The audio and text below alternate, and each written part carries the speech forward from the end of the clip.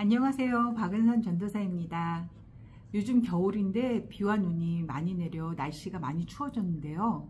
특별히 건강에 유의하시길 바라겠습니다. 오늘 하루도 주님께 감사하는 마음으로 따뜻한 하루가 되시길 소망해 봅니다. 그리고 새벽 예배에 오신 모든 분들을 주님의 이름으로 축복합니다. 2월 7일 와플 큐티 말씀은 여호수아 18장 11절에서 28절까지의 말씀입니다.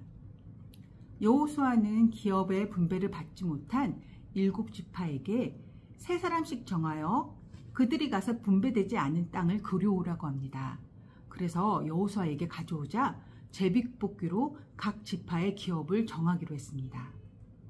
제비뽑기가 갖는 성경적인 의미는 이렇습니다.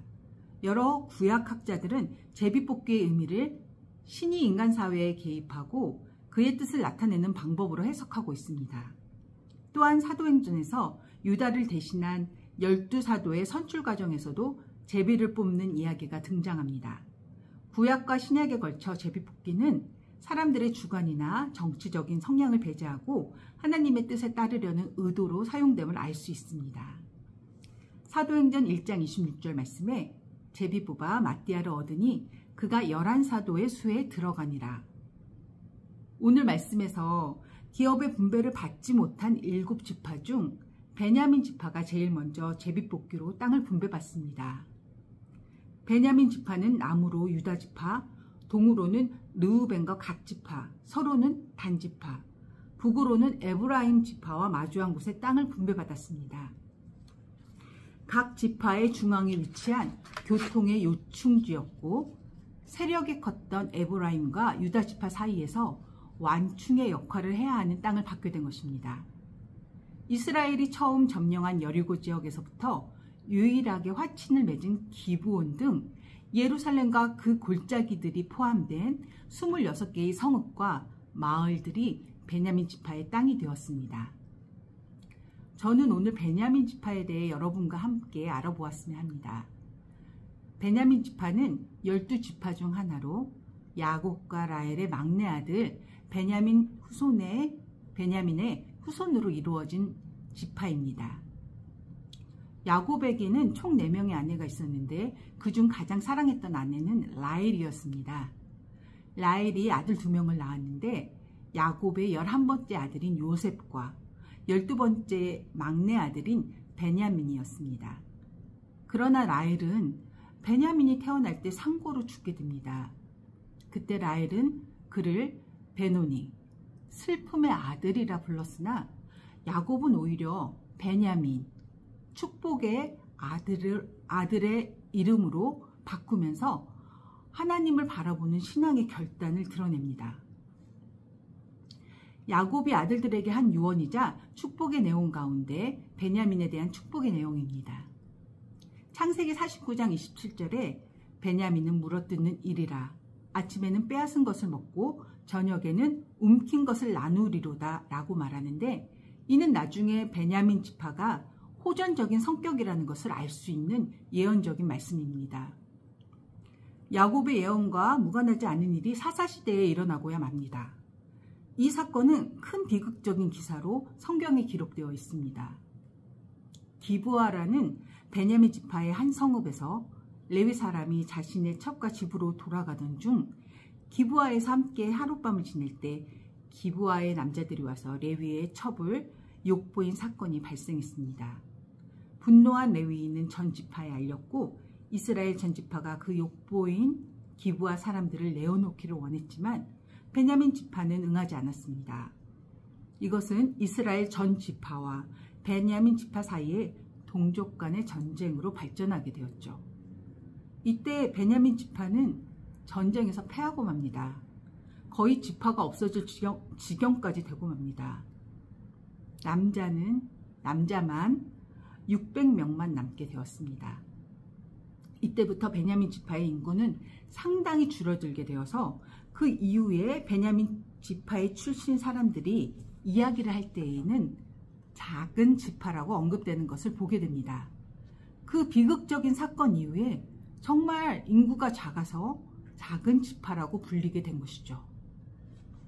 하지만 이렇게 작은 지파인 베냐민 지파에서 이스라엘의 첫 왕인 사울 왕과 하나님의 뜻을 눈물로 전했던 예레미야 선지자, 또 이스라엘 백성들이 몰살당한 위기에 처했을 때 목숨을 걸고 구해낸 에스더 왕비와 그 숙부 모르드게가 베냐민 지파 사람입니다.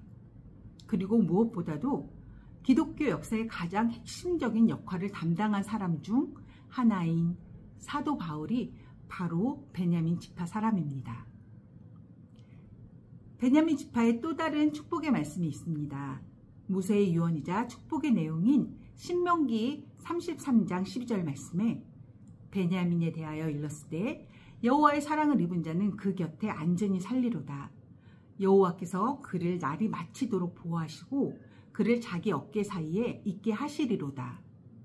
그를 자기 어깨 사이에 있게 하시리로다 라는 표현은 여호와께서 베냐민 지파를 목마를 태우는 모양으로 표현하신 거라고 이야기합니다. 그렇게 베냐민 지파는 여호와의 사랑을 입은 지파인 것이죠. 늘 막내였던 베냐민은 형들에게 늘 작게만 보여지던 동생이었을 것 같습니다. 저도 막내여서 막내인 베냐민의 마음을 조금 알 수 있지 않을까 합니다. 어찌 보면 11명의 형들에게 이리 치이고 저리 치이는 막내 베냐민에게 가끔은 물어뜯는 이리의 성격이 나올 수 있지 않을까라는 생각을 했습니다. 하지만 기브아의 일은 실수라고 하기엔 너무 큰 영육간의 타락이었고, 그래서 베냐민 지파는 이스라엘에서 없어질 뻔한 위험한 순간을 맞기도 했습니다. 그 이후에 본인들에게도 남들에게도 작은 지파라고 불리웠습니다. 전 작은이라는 말에 은혜를 받습니다. 베냐민 지파는 사실 온전히 멸절당할 뻔하였지만 이스라엘의 지파 사람들이 형제 지파가 없어질 위기가 닥치자 슬퍼하며 베냐민 지파를 용서하기에 이릅니다. 이 극적인 용서로 인해 작은 베냐민 지파가 생기게 된 것이죠. 앞에서 말씀드렸듯이 이스라엘의 처음 왕 사울, 눈물의 선지자 예레미야, 에스더 왕비와 그의 숙부 모르드게, 그리고 사도 바울이 이 작은 베냐민 지파에서 나오게 된 것입니다. 이렇듯 아무리 작아도 하나님이 함께 하시면 그 작은 곳에서 위대한 하나님의 사람들과 역사가 일어나는 것을 보게 됩니다. 많은 사람들이 자신을 하찮게 느낄지도 모릅니다. 하지만 하나님 앞에서 작음은 오히려 풍부한 은혜를 받는 것을 의미합니다. 하나님과 함께라면 작은 자도 놀라울 정도로 위대해질 수 있습니다. 저도 작은 자 중에 하나로서 여기에 있지만 하나님의 은혜를 힘입어 여러분과 하나님의 말씀을 이렇게 나누고 있다는 것이 큰 은혜임을 깨닫습니다. 오늘 물어뜯는 일이 베냐민, 영육간에 타락한 베냐민, 작은 베냐민, 그럼에도 불구하고 있는 모습 그대로 하나님의 경륜과 섭리로 이스라엘의 중심이 되는 지역을 기업으로 받고 또 하나님께서 사랑으로 품고 보호해 주신 베냐민 지파의 이야기를 나누었습니다. 오늘 베냐민 지파의 이야기를 통해 사랑의 하나님, 베냐민의 행위와 믿음이 어떠한지 상관없이 끝까지 사랑하시고 그 지파의 사람들과 함께 일하시는 하나님을 기억했으면 좋겠습니다. 동일하게 우리의 성품과 믿음, 우리의 삶의 모양이 어떠함과 관계없이 사랑의 하나님께서 오늘도 저와 여러분과 함께 하시고 일하심을 믿으시는 우리 모두가 되시길 간절히 소망해 봅니다. 이러한 믿음으로 우리가 하나님의 사랑 안에 온전히 거할 때 그 속에서 하나님이 저희의 자금도 들어쓰실 줄로 믿습니다.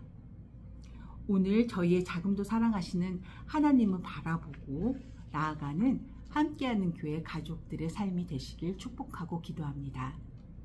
감사합니다.